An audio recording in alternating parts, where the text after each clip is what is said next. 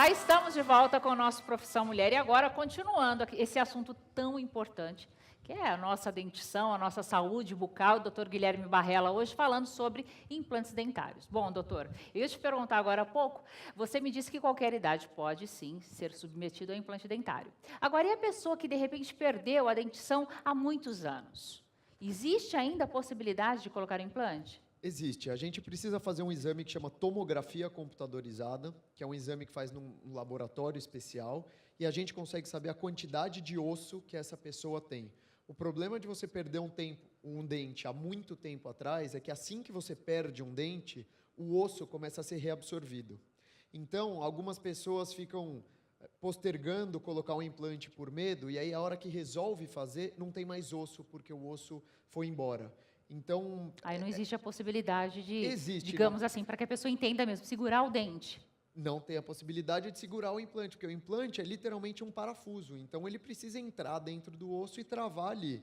Se não tiver osso suficiente, existem técnicas de enxerto ósseo, só que aí fica um pouquinho mais complicado. Dá para fazer? Dá. Raríssimos casos hoje em dia de não ter condição nenhuma de fazer implante.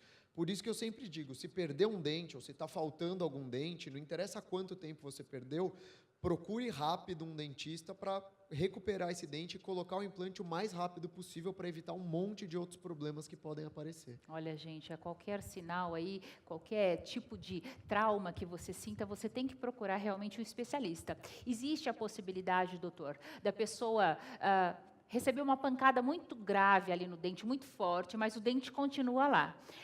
Mas, de repente, aquele dente está comprometido? Às vezes, principalmente por pancada, o dente pode estar comprometido. Você pode tomar um soco, tomar uma bolada, um acidente de trânsito, e aí você bate o dente continua lá, só que por dentro o dente foi danificado. O canal do dente pode ter sido atingido, pode ter tido uma fratura da raiz. Então, também, se você teve qualquer tipo de acidente envolvendo os dentes, é bom procurar um dentista especialista para ele tirar uma radiografia e avaliar. Porque se por acaso esse dente está perdido, se teve uma fratura na raiz do dente, por exemplo, ele vai rapidamente trocar esse dente por um implante e tudo é resolvido muito mais simples do que se ficar esperando ter algum problema. Então, precisa procurar rapidamente.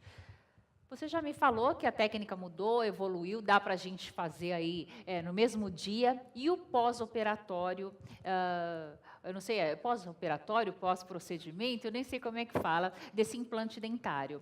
Também evoluiu, doutor? Isso evoluiu demais.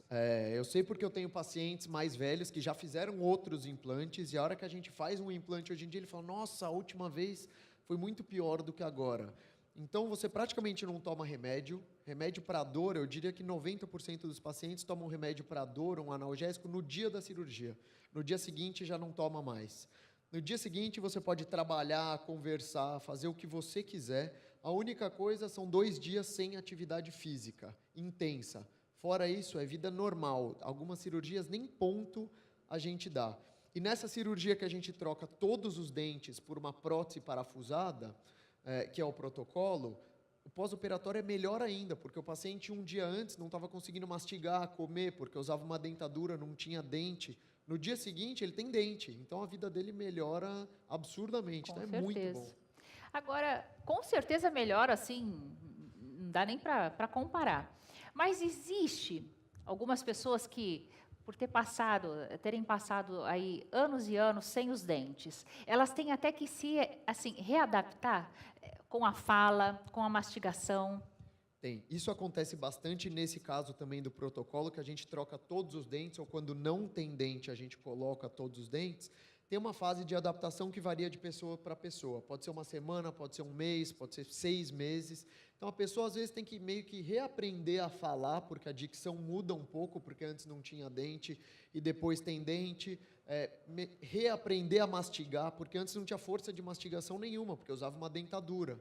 E com dentadura, a gente tem mais ou menos 20% da nossa força mastigatória. Quando faz os implantes, volta para 95%. Olha só que incrível. Então, a pessoa que não come uma maçã há 20 anos tem que ter segurança novamente para comer essa maçã. Então, varia de pessoa para pessoa, mas é super tranquilo também acostumar com esse implante. E agora, acho que o que todo mundo quer saber, né? Antigamente isso era muito caro. Com toda essa evolução, antigamente acho que era mais difícil até mesmo para para o profissional, né? A busca de materiais e tudo. Hoje, com essa evolução toda, o preço também melhorou, doutor? O preço melhorou muito e vem melhorando a cada ano, porque cada vez mais nós temos mais empresas de implante. Antigamente só tinham empresas estrangeiras, né? Então os implantes eram importados, era uma importação direta. Hoje em dia, os melhores implantes são os nacionais, então barateou muito todo esse custo. Poucos protéticos faziam prótese sobre implante, hoje em dia praticamente todos fazem, então é um trabalho que barateou bastante. Então, vale a pena procurar um dentista, quem está precisando fazer um implante, vale a pena procurar, porque vale a pena e é barato de fazer, não é um procedimento caro. Muito bom, bom demais. Para finalizar, então, existe alguma contraindicação, assim, radical? Existem algumas contraindicações. Primeiro, se não tiver osso, não dá para fazer. Não é uma contraindicação, mas não dá para fazer. A saúde geral do paciente tem que estar boa. Se é um paciente diabético, por exemplo, se a diabetes dele estiver descompensada, ele não pode fazer de jeito nenhum a cirurgia de implante. Se o paciente fez rádio ou quimioterapia muito recente, mas principalmente radioterapia, também é uma contraindicação. E a outra contraindicação são pacientes que tomam os remédios, uma classificação de remédios que chamam bifosfonatos. Normalmente, pacientes que têm problema de osteoporose ou que já tiveram qualquer tipo de câncer e o médico desse paciente receitou bifosfonatos. Aí também a gente tem que tomar um pouco de cuidado e o procedimento é um pouquinho diferente. Mas aí tem que passar pela avaliação e ver tudo direitinho, se realmente está desregulado ou não, né, doutor? Exatamente. A gente sempre faz uma avaliação prévia, mas são raros os casos que não dá para fazer. São raros os casos que não dá para fazer. Então, vale a pena, com certeza, você conversar com um profissional e, de repente, está sofrendo aí à toa, né, doutor? Com certeza. Vale muito a pena procurar. Pois é. Aliás, doutor Francisco, daqui a pouco a gente volta a conversar. Eu acho que, até mesmo nesse processo de envelhecimento que você estava conversando com a gente agora há pouco, o sorriso também é fundamental, né, doutor? Com certeza. É o cartão de visita, né? Então, é uma coisa que a gente... todos acabam reparando demais, é no sorriso, na dentição. Então, é muito importante uma boca saudável e eu sempre friso isso aí, muito importante estar visitando os médicos de diversas especialidades, assim como visitar o dentista regularmente, anualmente, para estar dando um trato aí na saúde bucal. Saúde começa pela boca, realmente, Com certeza. né? Agora, falando aí daquilo que a gente... tanto fica chateada, que é a nossa aparência. Mulher se preocupa muito mais com a aparência do que o homem, né? Mulher se preocupa muito e homem cada vez mais. Cada vez mais, mas a mulherada não tem jeito, né? Não tem jeito, mas realmente os homens cada vez mais vaidosos. É uma ascensão muito grande o número de homens nos consultórios de dermatologia e de cirurgia plástica. Doutor Guilherme é vaidoso, doutor? Sou bastante. Inclusive, passo lá com o doutor Francisco, né? Todo mundo que vem aqui é paciente bom, né? do doutor Tem que Francisco. ser. É a fila, né? Você é vaidoso? Sou bastante. Precisa, né? Eu adoro. Ainda mais essa área que trabalha como ator, diretor, tem que estar sempre nos trinques, Sempre, né? é verdade. Eu tenho que fazer um monte de coisa ainda, mas ainda não fiz, não tomei coragem algumas coisas. Mas então quer dizer, aumentou mesmo. Antigamente os homens não falavam que tinha, que também se cuidavam, né? Exatamente. Até há poucos anos atrás, os homens iam no consultório e falavam, por favor, hein, se vier algum amigo meu aqui, alguma coisa, quietinho, não fala nada, estou fazendo escondido. Então, hoje já está muito mais, os homens realmente comentam nas rodas de amigos, comentam sobre os procedimentos, estão mais inteirados nesse quesito, estética, e realmente se preocupando com a estética. E isso é muito bacana por um mundo mais bonito. Olha só. Agora, você estava me falando agora há pouco, doutor, que muito importante para se tratar a beleza, se tratar a estética, é entender o envelhecimento. E que a gente só se entende quando se estuda. Que por isso, por mais que o senhor seja formado e graduado, é uma constante na sua vida, que você está sempre estudando o envelhecimento, é isso? Exatamente. Acredito que, como em toda profissão, nós médicos temos que sempre estar se atualizando. Então, por isso, temos uma grande quantidade de congressos, cursos, e é muito importante estar sempre atual, porque muita coisa muda, muita coisa que a gente ouve do passado é mito, muitas coisas, outras são verdades. Então, a gente tem tudo baseado em evidências. A gente discute muito nesses congressos, tudo realmente baseado em evidências, tudo que é realmente. E para estar levando para vocês, clientes, tudo que há de melhor e mais seguro, dentro de tanto da cirurgia plástica como qualquer outro procedimento. Agora, a gente que não entende assim, né? A gente só olha no espelho e vê aquilo e fala, ai, socorro, né, Seba? Não é mais ou menos assim? É verdade. Meu Deus, eu não tinha isso ontem, o que você está fazendo? Isso não me pertence. Mas assim, a grosso modo, quais são as principais características de uma pele envelhecida? Quando eu olho, como é que eu falo, ih, realmente isso aqui está envelhecendo? Então, a pele envelhecida, começam os primeiros sinais, são aquelas ruguinhas finas, principalmente pé de galinha, ou aquelas rugas frontais na testa, mas aquelas ruguinhas que a hora que a gente estica a pele, acabam sumindo. Então, esses são os primeiros sinais, aquelas ruguinhas finas.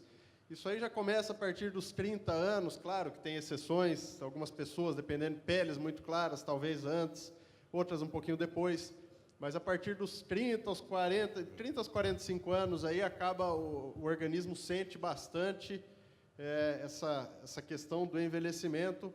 Então, com o passar dos anos, vai formando aquela gordurinha aqui, aquele bulldoguinho que a gente chama, aquele contorno da mandíbula vai ficando comprometido, aquele suco nasolabial que a gente chama, acaba ficando mais evidente, então fica mais marcado, mais profundo. A pele fica com aquelas manchinhas de sol que a gente fala, então aquela pele bonitinha, homogênea da adolescência, então vai dando lugar a essas manchinhas, sardas.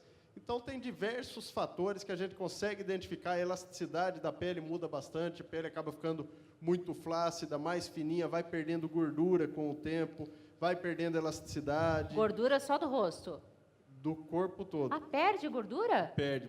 A gordura vai atrofiando com o tempo, a musculatura vai se tornando mais rígida, e no rosto principalmente. Então, a quantidade de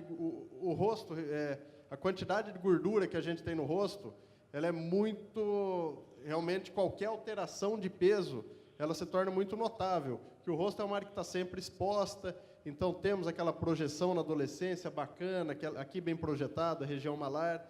Então, qualquer alteração de peso ou envelhecimento, essa bolsa de gordura vai diminuindo, vai caindo, vai pitosando, e aí vai empurrando tudo para baixo, empurra o cantinho da boca para baixo, a boca fica como se fosse aquele sorrisinho triste, aquela gordurinha, e tudo isso aí vai ficando mais evidente. Disseram que quando você sorri, envelhece menos, né? Também. Então, o problema é que quem tem a expressão muito forte... Sou eu. O sulco, por exemplo, esse sulco nasogeniano que a gente chama, acaba ficando mais evidente. Então, quanto mais expressão, algumas ruguinhas aí aparecem antes. Só que, com certeza, o bom humor, isso é comprovado, o bom humor faz parte aí Deixa a gente mais jovem. do rejuvenescimento. Então, Então é muito ótimo. importante para manter a jovialidade, estar sempre de bom humor, sempre sorrindo, sempre feliz. Olha só. Bom, enquanto eu chamo o intervalo, eu já até sei o que você vai ficar fazendo aí. Acho que você já está fazendo. Já está com o espelhinho na mão para ver tudo isso que o doutor falou agora. Se tem bolsinha aqui, se já está caindo a bochecha. Ó, vai fazendo isso que é rapidinho, tá? Na volta ele continua conversando com a gente. Bate lá, volta cá.